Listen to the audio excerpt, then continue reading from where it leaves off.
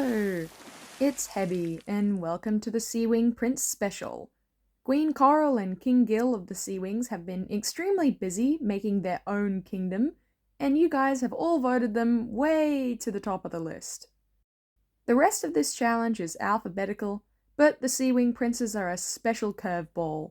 Otherwise, we've gone through Albatross, Anemone, Auklet, and Arctic, as well as Blue, Battle Winner, Burn, Blaze, Blister, Coral, Chameleon, My OC Calamity, Clay, Clearsight, Cricket, Cliff, Ruby, Carnelian, Dune, Dusky, Homicide Receptacle or whatever his name is, as well as Darkstalker! I even grew a strawberry for him. Successfully grown! One single strawberry! Or this bush grew a strawberry. Ooh. Just kidding, you can't have this because we're not up to P in the alphabet. I'm eating it right now. Ooh. That definitely has bugs in it.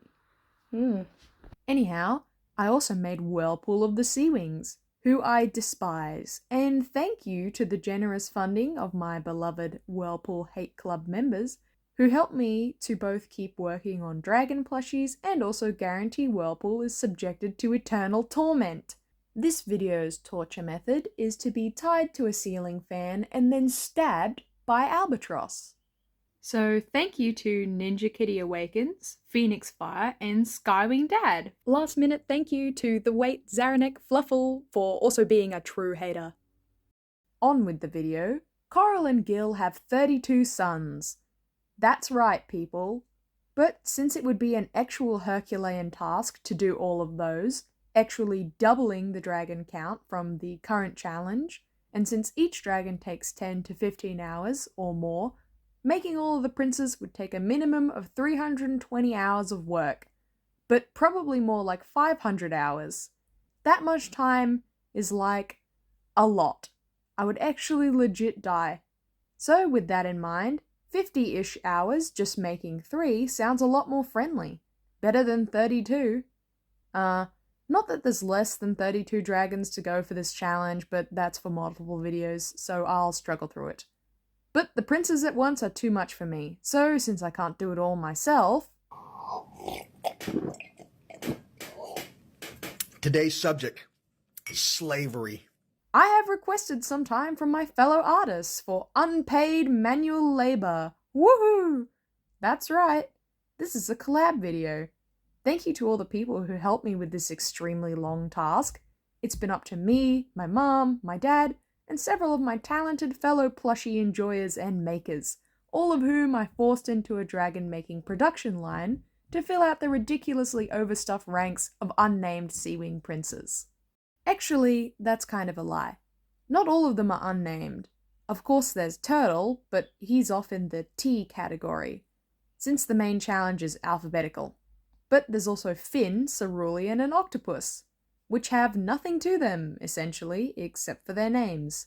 But since they are Seawing princes and we eventually want all of them, we should also make and design those ones. And that's the 3 I'll be doing. But before that, here's an update on the extra character wild round. I know, we're kind of in a wild round right now. But you know what? This counts as its own thing, so I'm going to be doing both. This is the last round of voting since the next letter in the alphabet is E, and there's no characters for that letter, so it'll be our first wild round. Yeah, sorry. Earthworm, Earwig, the 2 dragons named Eagle, another red skywing, darn. Oh, I suppose Exquisite and her sloth army is cool. But you're all not in the main challenge, so you shall be replaced with whoever else gets the top votes. Unless, of course, you win the votes somehow. I think some of these obscure losers are on here. And now it's time for our canonical characters. They don't have canonical designs. This is what they look like. But since we have both parents right here, and even great-great-great-grandparents and great-great-great-great-grandparents, we can bust out our Punnett squares. Coral has royal blue scales and Gil has pea green ones. Oh, that's funny, because the theory that describes how traits were passed from parent to offspring was discovered by breeding and artificially pollinating pea plants. They just had way more time to do weird stuff with peas back then. I don't know what to tell you. So I made one prince coral colour dominant, one prince somewhat between coral and gill colour, and one prince to look a little bit more like albatross. Dear old, very, very old great-grandpuppy, who I headcanon as some percent Icewing. Maybe a quarter. You can't stop me. Anyways, let's go. This first prince is Fin, who is the brother that Turtle in the Towns of Power goes swimming up to in a frenzy and tells about his theory that Anemone is going to go evil and kill them all. Sounds bad. And Fin actually takes him seriously. He clearly respects Turtle and doesn't imagine him as a liar, although of course Anemone doesn't attack them all. So Fin assumes it was an incredibly clever prank, and Turtle for once got one over on them, so that's good. Fin also uses the excuse of going on a mapping mission to scout islands in the Sea Kingdom in order to have all of his brothers come with him, away from the palace, along with a lot of the brothers' girlfriends and boyfriends as well, although according to him it probably looked more like an invasion. So that kind of implies he has some passions in life, which is far more than what can be said for some of the seeming princes who I don't even think have lines. And that's the extent of Fin's involvement in the main story. But I've made up some backstory for him, with help from the other people who are lending me their time with completing this challenge, which we shall arrive to. Since he is one of the older princes, compared to Turtle, we settled on him being 9 years old, and also on him having a partner who is a Nightwing-Seawing hybrid named Azimuth, who he met while scouting an island for interesting artifacts, which I imagine he collects. He takes all these things back with his partner to the Seawing markets. And we decided he has a young Seawing in his care as his daughter after finding her injured on one of the islands. Anyways, I also made Fin a chunky one. If you want to vary the body types of your plushies, just include a tiny little bit extra on the seam allowance of the spine and chest. That way it'll make them fatter, particularly if you stuff them firmly. The same works if you want to make them skinnier, but the basic Seawing body is a bit thicker than a Skywing, for instance, because I imagine them as such. This plushie also deserves some bling. Not only is he a prince and has access to treasure, but he finds interesting things on the islands he explores. Also, you may have noticed that my own bling, my silver ring shaped like a snake, is gone. Unfortunately, it's been cast back into the fires from whence it came and got sort of snapped at the convention I went to with Darkstalker. I did actually take a ring from my parents' drawers to replace it in the end because I felt naked. He's also got a section in the Guide to the Dragon World. Fin says that he actually has a pet bobtail squid he writes to Turtle about. That's what this miserable speck in my reference sheet is. Aren't my artistic abilities just on full display with that one? Gonna get my mum to put it on the fridge. Time to make this bad boy. My squid model will be a lot better than this thing, I hope. Just as a tangent, I really want you to know that many of my other relatives are artists, and I have one particular memory of a cousin's birthday, and the cousin does fine art sculpture, and my aunt, who does hyper-realistic oil portraiture on commission for religious schools, came up to me to ask how my art was going, and well, it's a very different kind of art pursuit to make boogle-eyed dragon plushies every day. Alright, there we go, he's done. Hold the phone. Let me Google something real quick. Bobtail squids are a small spherical cephalopod with 8 arms and 2 feeding tentacles. Oh, whoops. Alright. He's not got the right number of limbs. I paint these in the program to see if they're kind of the right shape. It's quite hard to see what's going on with a blank model. Plus, it looks good on my file system when I load models. I refuse to leave them unpainted.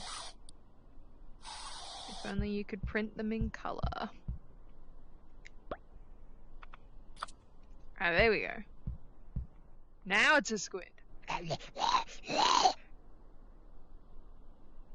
gonna leave that alone now. Now it's time to print them out.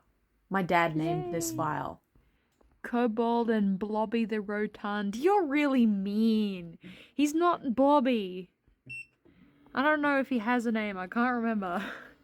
He does not have a name in canon, but he does now, and it's Squit. Yeah. Wow! Epic. Now we wait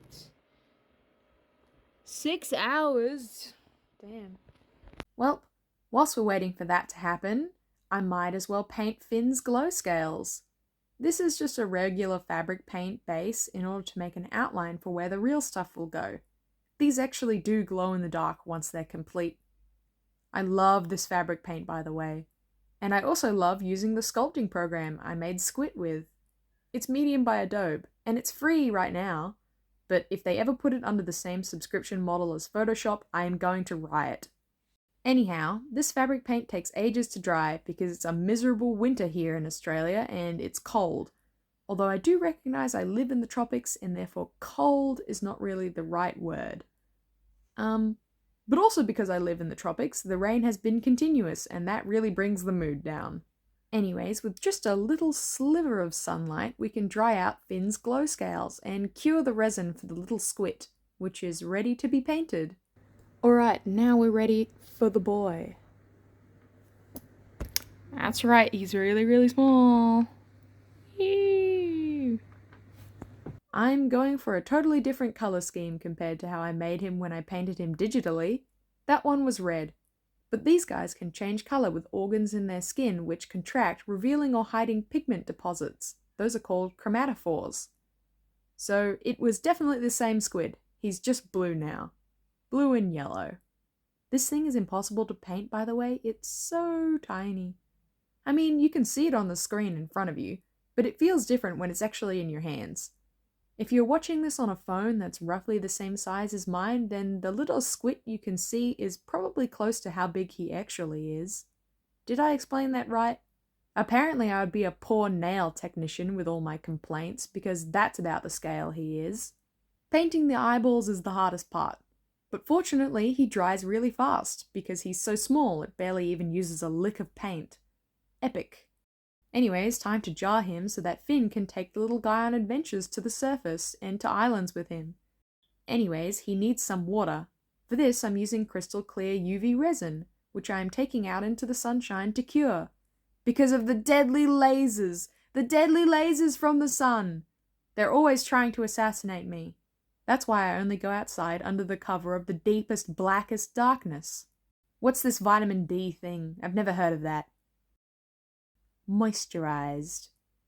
Anyhow, I'm applying the resin in layers so as to suspend my boy in the water and attempt, at least, to avoid the bubbles. But I can already see I made a few of those. Whoops.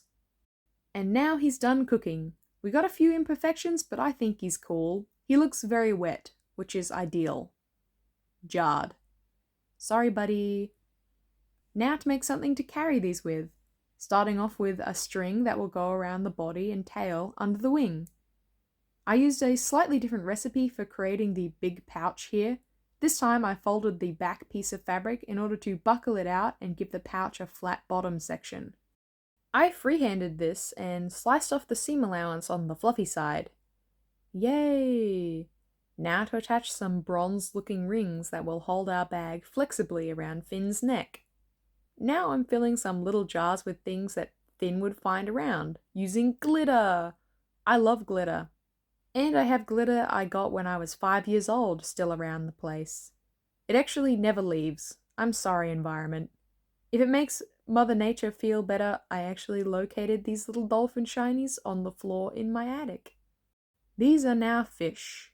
Sorry, aquatic mammal. I know it was only convergent evolution for a hydrodynamic design that you happen to look like fish, but you are now snacks for the road for Finn.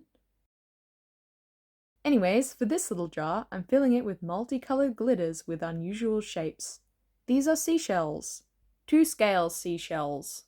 Although I do believe that lots of things in the dragon world are radically different sizes from how they are to humans in real life. Such as blueberries being described as about the size of Bandit the Human's head in Moonwatcher's book. And, oh no, I left Finn out in the rain. I put him in the sun to dry the glow scale paint, but then I went out for a walk. Whoops. Anyways, I fixed up his scales and he'll be okay. Time to test fit the Dragon Pack system.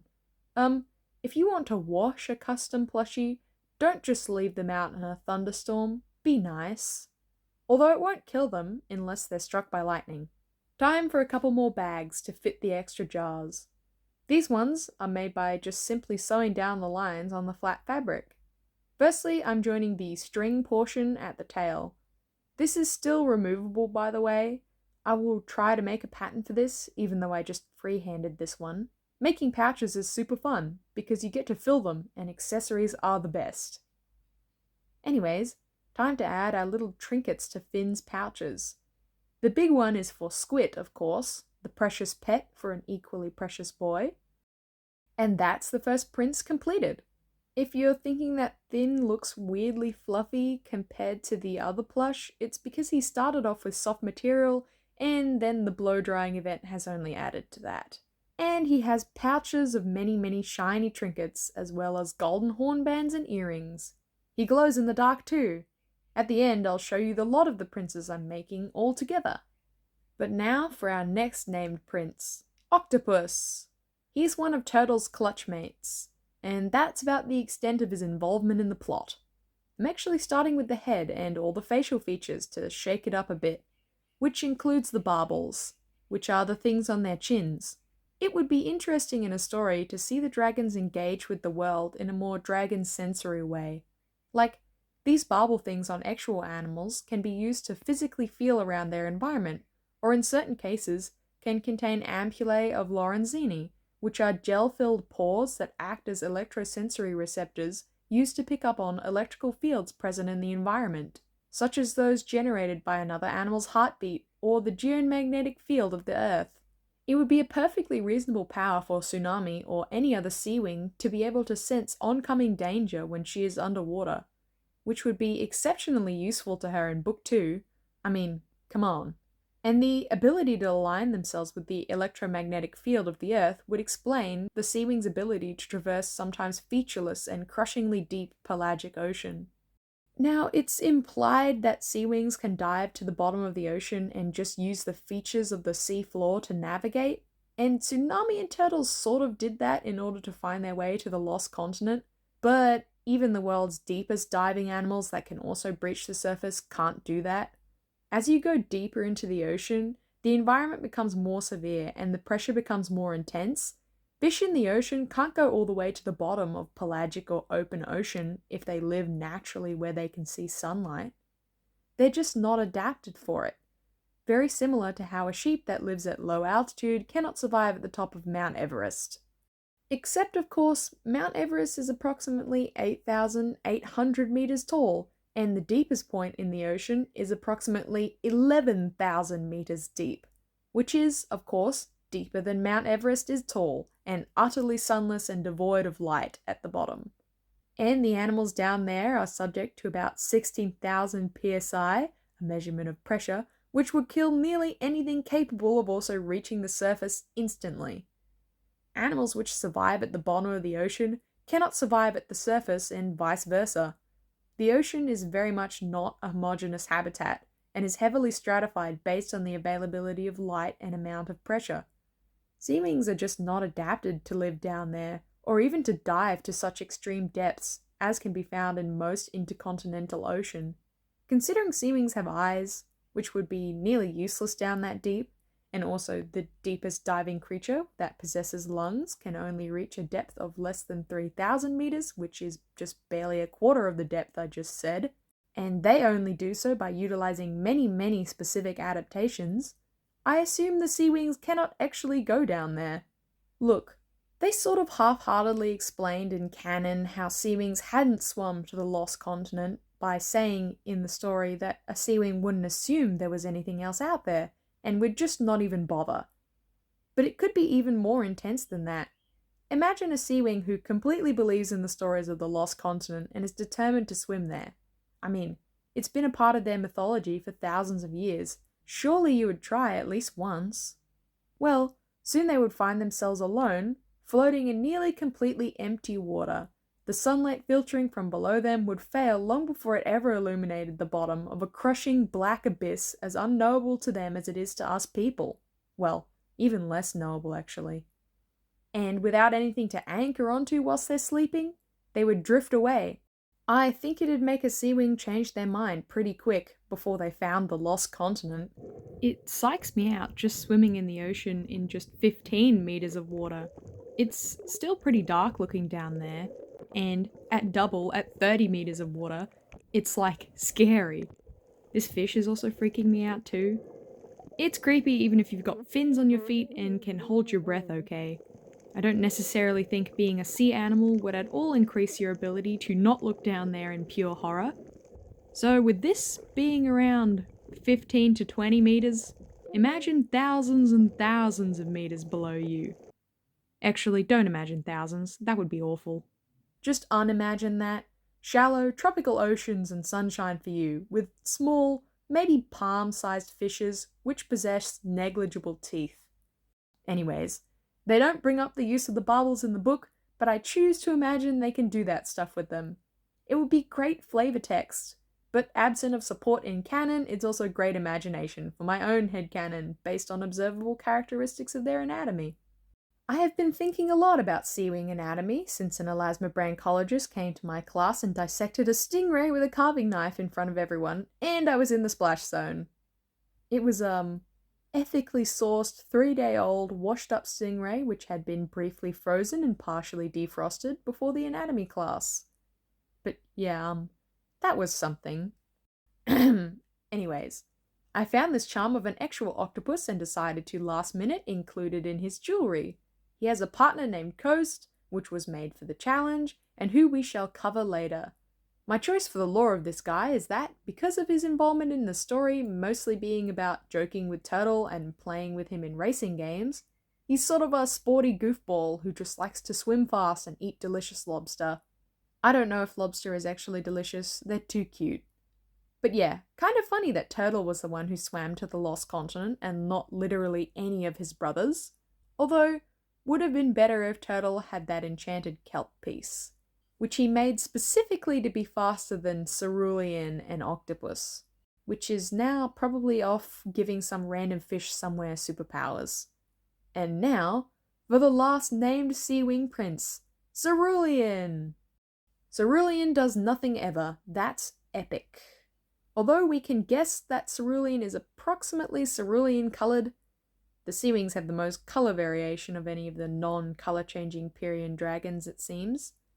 They can be grey, have pink tints, be purple, green, blue. Mostly it just seems to be tethered mainly to cool colours, but the highlights can be multiple colours. I have already whined about it, but the Ice Wings and the Night Wings are a huge pain. When I'm done with this challenge, I'll be able to make an Icewing battalion, and it's going to be an effort to distinguish them from each other. Also, I extra stuffed a lot of these princes. I think Seawings are inclined to be a bit chubby. Turtle is chubby. The ocean is completely swimming with food, and much of the biological mass of the ocean is comprised of higher trophic order organisms, comparative to dry land, which means there's a lot more available prey for such a large predator like a dragon, let alone the eating requirements of a whole dragon banquet. Not so bad when you can just reach into the ocean and pull out a fish. It used to be true of the Earth's oceans a couple hundred years ago, before we humans started ravaging the ocean nearly beyond repair and mass fishing all the largest fish, causing a catastrophic trophic cascade, of course. But not on this dragon planet, they're not. That was all caused by humans. So I think they're eating a lot of tuna salads. I hope they're brushing their teeth, or their breath would be malpleasant. Although you have never smelt anything worse, maybe you have, but you've never touched anything worse, texture-wise, than a stingray's brain. I'm not giving up on that traumatic story about the dissection. I stuck my hand way up in there and I touched all its organs, because when else are you going to get that opportunity? But the whole time I was in disgust. I mean, not a level of disgust worse than eating brains, but you don't even want to know about that experience. This Seawing prince is very similar to just being a little coral. But yeah, I'm glad the Seawings can be such wildly different colours, because even without the huge swarm of princes, we have a lot of Seawings in this challenge, in the main list, with 14 currently planned out. Half of them are all related to each other. Time for the glow scales, which need a white base to be put on, because when the glow-in-the-dark fabric paint dries, it actually goes just a little bit see-through, so the colour of the fabric paint and the opacity of it as it's being laid down for the base actually matters quite a bit to the eventual outcome. Once that's dry, our final boy is done. He glows, he's blue, fairly standard Seawing activities. He also has a girlfriend named Tigerlily, who shall be introduced later in this video.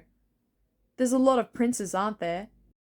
Maybe it's for the best that the dragons are savage murderers, otherwise the whole planet would be swarmingly overpopulated with dragons.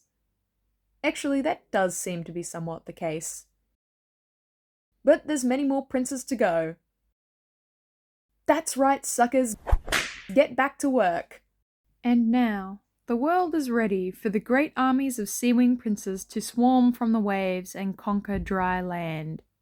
All the participants in this challenge will have their social media links to Instagram and/or YouTube and anywhere else that they post down in the description. And I would strongly encourage you all to go and follow them. Without their help, this challenge would have been impossible, and to each one of them, I salute you for your dedication to producing this fine batch of Seawings. So, considering the insanely long list, we might as well start. Just as a foreword, this video is just edited in the order in which I received the final plushie videos, and for those who have chosen to provide their own voiceover, I shall let them or the little robot go for it, but for everyone who couldn't, I'll be reading their description that they worked on. And not only do we have princes, but we also have princes and princesses in law, as well as other random relatives, because 28 sounds like a lot, and I just accepted the first 28 people who messaged me saying they wanted to join, but the spots filled up super quickly, and then I needed a couple of backups in case people dropped out, but there was even more people than that.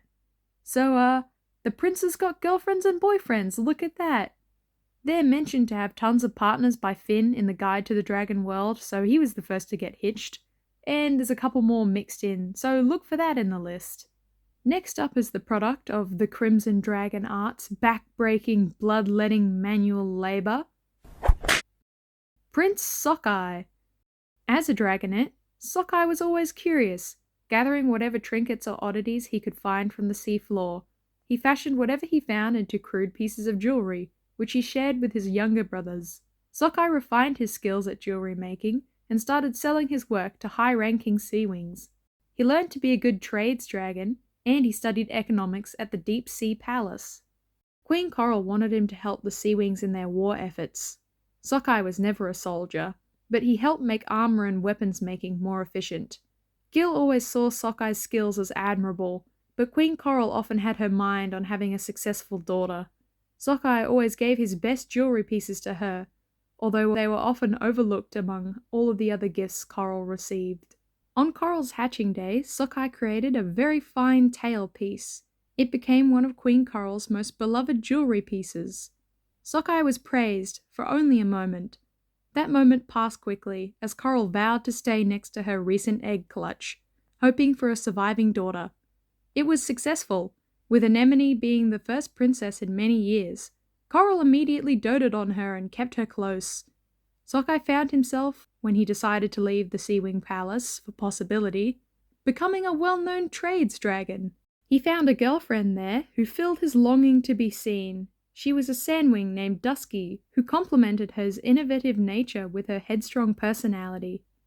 Next up is Pistachio Nut's work, Prince Mudskipper. Mudskipper is a young prince who hatched from the same clutch as Tsunami. He loves hunting for new types of fish and underwater life, and he works in the palace kitchens. His favourite food is salmon, and he gets along well with almost everyone in the kingdom. And now for Enderniffler's work, Prince Nautilus. Prince Nautilus is a light grey, almost white Seawing with bits of blue all over. He isn't the biggest fan of jewellery, but does wear a silver seashell earring along with a kelp ankle bracelet with little sea-themed jewellery wrapped along the sea plants. He comes from the same clutch as his brother Mudskipper and his sister Tsunami. When younger, he was a little ball of energy, often wandering off to explore nearby coral reefs and such with his other brothers. But a lot of that came to a halt when Gil was taken by the Skywings. He looked up to his dad greatly, but after losing Gil, he grew up to become very anxious. He became quiet and only spoke with aquatic or signing with his talons. But that doesn't mean he stopped interacting with other dragons, at least the ones from the sea. He plays with his younger siblings, spars with the older brothers, but never leaves the safety of the sea. If he does, it will only be when he has light leather armor on, with at least a dagger or two hidden somewhere on him. He will eventually overcome his anxiety of the surface, but that's only after the war is over and Seawing kidnappings die down. And now for Jaimericciardi's prince, Prince Seahorse. They write, I based this prince off my favourite animal, you guessed it, the seahorse. For this plushie, I wanted to fit as many classic Seawing features as I could on my chibi pattern. His spots and wing markings were made with glow-in-the-dark embroidery thread. He's a little older than Tsunami and very caring towards his siblings. This, combined with the fact that his tail is often curled around a feisty dragonet, granted him the name Seahorse, given to him by the nursery staff. He rarely wears any jewels, and dragons often forget he's a prince, but he doesn't mind. Next up is Scout/Painted Dogs' plushie work, Prince Ray Shark. Ray Shark was part of Queen Coral's 7th clutch. He wants to be brave like his name suggests, but he just can't, so he prefers to be called Ray. Ray quickly developed a love for scrolls. Despite his shyness, he immersed himself in the world of reading, even dreaming of one day owning a library. Ray lives in the Summer Palace. He's quite lonely there, his only company being his scrolls and his little pet pufferfish, Bubbles. And now for Pineapple Cat 212's handiwork, Prince Jellyfish. Introducing Jellyfish. Jellyfish is one of Coral's sons and an aquatic teacher. When he was a young dragonet, his siblings would make fun of his name and oddly long legs for a Seawing. He's about the same age as Tsunami, and he fought in the war. Unfortunately, in a battle, Jellyfish got a pretty nasty wound on his neck, which almost killed him. Yikes. Though he's alright now, enjoying pearl diving, shiny jewelry, and feeling pretty. He also enjoys to visit Possibility from time to time, catching up with news from other tribes. He's a sweet and courageous dragon, and he would absolutely wear eyeliner if it would be an option in the dragon world. Next is Cinnabunny's prince, Prince Ripple. Ripple is the youngest dragonet in Coral's 6th clutch. He is bright, spirited, and curious. He always had a fondness for finding and collecting various items that wind up in the sea. He became an avid hoarder, keeping all of his findings in his room. While somewhat selfish and not willing to share with anyone, he does enjoy showing off his collection to his brothers. To show off even more, he had some of his treasures get turned into jewelry, which he adorns himself in. Ripple eventually grew bored of limiting his searches to the kingdom of the sea, so one day he ventured out, despite his elder brothers and father discouraging him from doing so due to the ongoing war. That same day, a Skywing patrol spotted and imprisoned him in Scarlet's arena. Despite this, Ripple was somehow able to remain calm, and even befriended a female Skywing soldier named Gale, who too was an avid treasure hunter. He convinced her to free him, and from that day, the two secretly visit each other. They would share each other's treasure collection and develop romantic feelings. After the war, Gale ditched the Sky Kingdom to settle with Ripple on a remote island. They spend their days treasure hunting, and Gale became the first dragon Ripple ever shared his treasure with. A year later, they had 2 dragonets named Zephyr and Firecoal. The latter would then later adopt a sea turtle named Kelpo. And now for Prince Isopod, made by Scytherwolf, who posted the entire making process to their YouTube channel. Their video will be linked in the description. And here's my prince, Prince Isopod. I knew I wanted to go with a bug-adjacent name because of course I did. And with giant isopods being gray, I decided to incorporate that into his design, along with this sea green and teal because it looks cool and I had to have green somewhere because that's my favorite color. Isopod, one of Coral's many sons, is an inventor and not a particularly successful one. He spends most of his time chasing whatever inspiration gets into his head. His ideas of what is creative or useful are very odd. He has scars on his left front leg from an experiment gone wrong, which involved a hydrothermal vent. He is a geek for written stories, regardless of quality, and sometimes writes his own, which are, according to most dragons who read them, not very good. Isopod doesn't care much, however, as he's having a good time writing anyway. Caring about what others think was never his strong point. As with the rest of the princes, he is pretty much just ignored by Coral, but he's used to it, and he's got his brothers and his own found family. He genuinely thinks his mom's writing is super cool, as well as the writing done by those of his brothers who are interested in the hobby. He is a lover of the strange and bizarre and genuinely wants to help others even if his ways of doing so are unconventional. Do we really need hydrothermal vents to power a fancy, slowly rotating, deep-sea jellyfish enclosure? Or a device to grow small amounts of extremely abundant seaweed on land? Isopod says yes. Overall, he is a precious cinnamon roll who just wants everybody to be happy. Next is NeonXCreator's work, Prince Atlas. Atlas is usually seen as narcissistic and a little blunt by most, but if you get to know him, well, actually he's still just that, but you can see he has good intentions.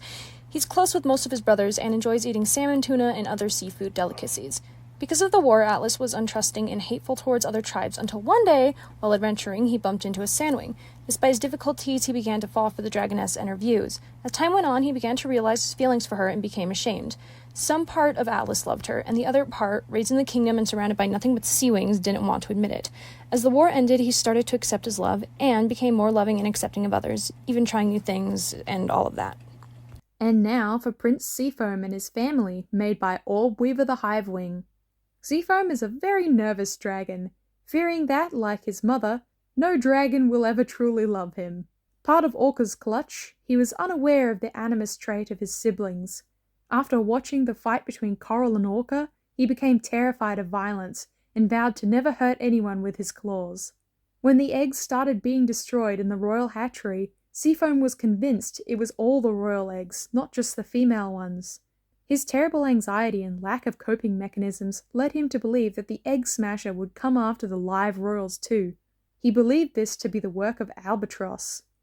Terrified for the safety of him and his siblings, he tried to convince them all to leave the palace and run to the safety above the water. When none of them took note of the anxious dragon, Seafoam decided to leave on his own. Seafoam swam straight to the shoreline, eager to get out of the water. Once on land, he found a bright rainwing lounging in the sun. He tried to creep around her and sneak away. When she heard his talons crunching on the sand, she bolted up as he ran for the trees, and she gave chase, believing it to be a game. When she caught him, she introduced herself as Lorikeet, and he cautiously named himself Seafoam. The two, seeing eye to eye for the first time, fell madly in love. About a year later, a bright orange dragonet named Tropics was hatched. Being both Rainwing and Seawing, Seafoam became even more worried about the safety of his son and strapped a harness around both him and Tropics, never letting the dragonet out of his sight. Next up is Azimuth, Prince Fin's partner and data, who were made by Prisma's Plushies. Hello. This is Fin's partner, Azimuth. They are a Nightwing Seawing hybrid because why not? They go with Fin to scout and collect artifacts from islands. Azimuth is reserved and quiet, but loves adventure and observing things. As for the plushie itself, it is heavily inspired by Heby's classic Seawing pattern. There are white areas that glow in the dark. The fade and stripe details are done with special alcohol inks. The blue side patterns are inspired by the waves of bioluminescent algae at night. This is Data, their adopted kid. She was found on one of the islands with a broken horn. She's inspired by the Candidata fish, hence her markings. She's energetic and playful. She also has bioluminescent markings, as well as more ink details. They also have a pet green sea turtle. This turtle also has an obscene amount of inks, but it was very fun to apply them. Lil Guy. The other people doing this collab are very talented. Go and check them out. Right now. And now for Beetle Makes' prince, Blobfish. Blobfish is a prince from the 9th clutch. He was born with some strange quirks. Blobfish has albinism, causing him to be a much lighter pink colour instead of a normal blue or green.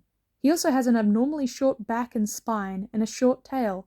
Coral theorizes now that these physical deformities may have happened due to the orca statue hitting his egg with its tail whilst moving to attack the princess eggs. Blobfish has been mercilessly ridiculed by his brothers and other dragonettes his age. It has caused him to leave the major areas of the Sea Kingdom and live in a small hut along the coast. Blobfish loves watching animals. Their movements are soothing to him, especially fish and birds. Blobfish dreams of someday opening an animal sanctuary to help other misfits like him.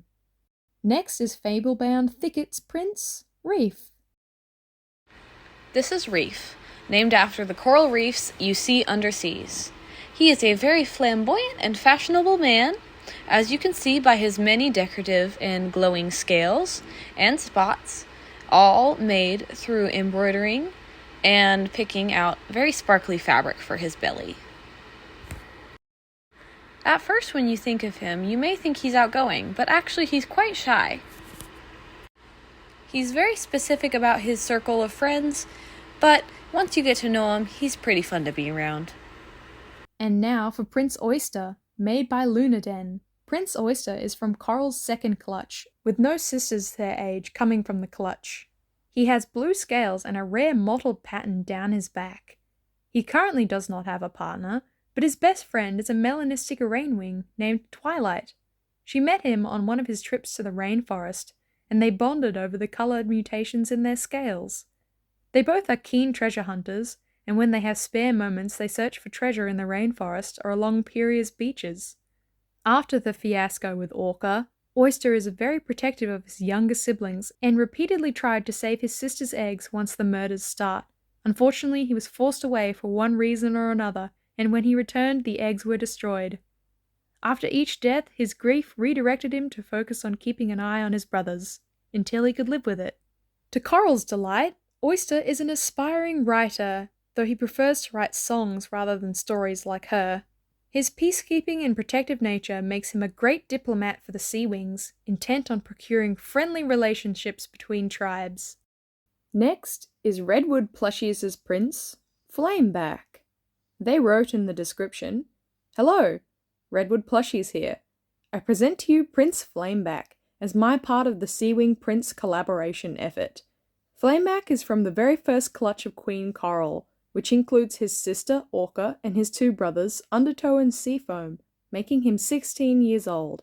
Flameback is missing his right foreleg. It was amputated at the elbow from an injury he received in the war. He is a great tracker. Flameback has glow-in-the-dark scales. He was very fun to make. I hope you guys have a great day." Now for Birds.gov's effort, Prince Corymbose. Corymbose, named after Corymbose corals, Cory for short, works as a groundskeeper in the Deep Sea Palace. He's known throughout the Sea Kingdom for his work in creating and maintaining the gardens around the palace. His work mostly centers on corals and anemones, but he maintains gardens for various types of seagrasses and fauna as well. Cory is usually considered to be fairly closed off. His work keeps him busy, and his siblings tend to think he's a bit of a nerd, so they don't talk to him a whole lot. That being said, he's taken on a couple apprentices over the years, and he maintains very close friendships with them. And now for Sleep the Ice Dragon's plushie, Tigerlily, who is Cerulean's girlfriend. Look at that, I can make them kiss. Mwah mwah mwah. Tigerlily is a high-ranking Seawing guard who is stationed at the Deep Sea Palace and the girlfriend of Prince Cerulean. She has an outgoing and bubbly personality. In addition, she is optimistic and chooses to look at things with a glass-half-full mentality. Tigerlily is very open-minded, despite the war causing fear and distaste between all of the tribes. She enjoys learning about the other types of dragons and listening about their customs and culture. Tigerlily's little companion is an octopus that imprinted on her, that she named Calamari. Now for Snowy Potato's prince-in-law, Coast, who is the boyfriend of Prince Octopus. 2 in a row, funny that. Coast, an adventurous, fun-loving Seawing and the partner to Prince Octopus. He is always on the move looking for new adventures to go on, and he is also outgoing and loves making new friends. As for the plush itself, I used Hebby's Seawing pattern. Puffy glow-in-the-dark fabric paint was used for the glow scales, and the earring is made from a jump ring and a charm from my trinket jar. Overall, he is a silly fella, and also go check out everyone else in this collab. And now for Unknown Creature 01's plushies, Prince Seasquirt and Thresher. This is Prince Seasquirt, and he is 8 years old, being born in the 5th clutch of eggs. He is a very soft and mellow guy who prefers to keep under the radar, somewhat of a pushover that goes along with the flow rather than stand up for himself. He loves his brothers and sisters dearly and likes to support their interests and hobbies, even if he doesn't understand or like them himself. He enjoys reading and writing, though he doesn't really care what he reads. That's how he came to meet Thresher in the Royal Library while browsing for scrolls to read, and it was pretty much love at first sight for him, as he could tell she was somewhat of an outcast like he was. This is Thresher, and she's just a little bit younger than Seasquirt. Despite her intimidating name and heritage, she is a soft soul who detests violence and will only use it as an absolute last resort to protect her loved ones. She was born into a military family, the daughter of a general, and is expected to follow her parents' talon prince. Meeting a kindred spirit like Seasquirt brought her comfort and peace she had long desired and been denied by her family. While out on a swim together, they came across a hatchling leatherback sea turtle that was being attacked by predators, and seeing it reminded them of themselves, so they chased off the predators and nursed the baby turtle back to health. This created a bond, and that's how they got their pet turtle, Flipper. As for now, they don't have any hatchlings together, but who knows what the future holds. For the time being, they are happy with their cherished pet turtle. This is the story of my prince, his princess, and their pet sea turtle. Next up is Glitch's prince, Voyage. This is Voyage. He was born to Queen Coral's 7th clutch. Ever since he was a wee lad, he's been afraid of jellyfish, and his brothers took advantage of that, using the threat of jellyfish to force him to do things with him, whether that be rough sparring or crossing borders. He takes the discovery in his spare time, and ending up in rebel territory, he eventually meets Bluebottle, who we don't talk about that. She takes an unexpected liking to him. Eventually, the two end up confronting Coral about the rebels' cause, which was the ignorance that Coral showed to those who weren't as well off as she was. Coral disowns Voyage, and together Bluebottle and Voyage make a life for themselves, somewhere far, far away from where Coral could ever find them. What a wonderful selection of salty royal sea wings. Please go and give these plushie makers some love and attention. And you also may have noticed that the contents of this video is indeed not 28 unnamed Seawing princes, but rather 3 named ones and about half of the previously undescribed promised prince selection. That is because this video is split into 2 halves. Yippee-dee! And the next group of people will be in a part 2 coming soon. Because there's just a lot of these suckers, and I don't want to whip my servants too hard. Nor do I wish to rush art. Although I do want to whip them at least a little, because if you recall Plushie Video Series Part 8, I am in fact the evil one. But for now, a huge thank you to my fellow artists for lending your blood, sweat and tears to this project of epic proportions, and I shall see the other half of you for an exciting Part 2.